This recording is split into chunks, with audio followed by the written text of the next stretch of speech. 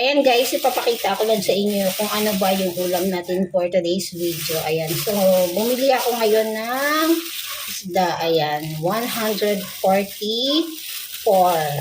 Ayan. Diba? Ilang peraso na ba to? 6. Ayan, isda for today's ulam. Ayan, oh. And then, 144, 6 na peraso. Ayan, fresh pa siya. Kasing fresh ko, charot. Diba? Malapit lang kasi yung palengke dito guys. Kaya everyday bumibili ako ng ulam para exercise na din. Oh yeah. Magawa naman tayo sa buhay, charot. So ito yung gulay na ihalo natin dahil lamis ko yung isda and then sabaw. Busy kasi nung nakarang araw, hindi tayo nakapagluto. So meron tayo dito 3 sili, ayan. Ilalagay natin sa, actually yung binili ko na to is 24 pesos lahat ito. Itong nandito, papakita ko sa inyo kung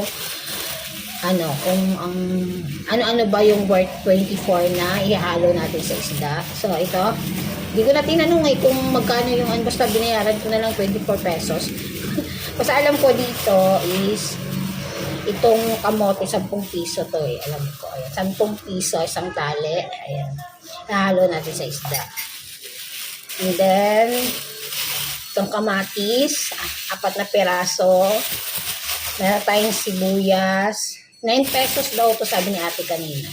Itong kamatis. And then, itong sibuyas, tsaka ito, 5 piso. O, di ba? Kaya yung binayaran natin is 24 pesos lahat. O, di ba?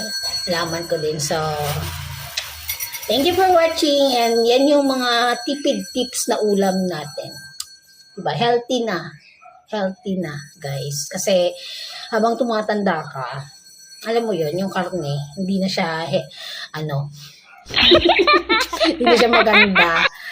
Yun nga, minsan talaga masarap talaga kumain ng karne, pero as much as possible isda din pag may time. So kaya yan lang, thank you for watching, bye.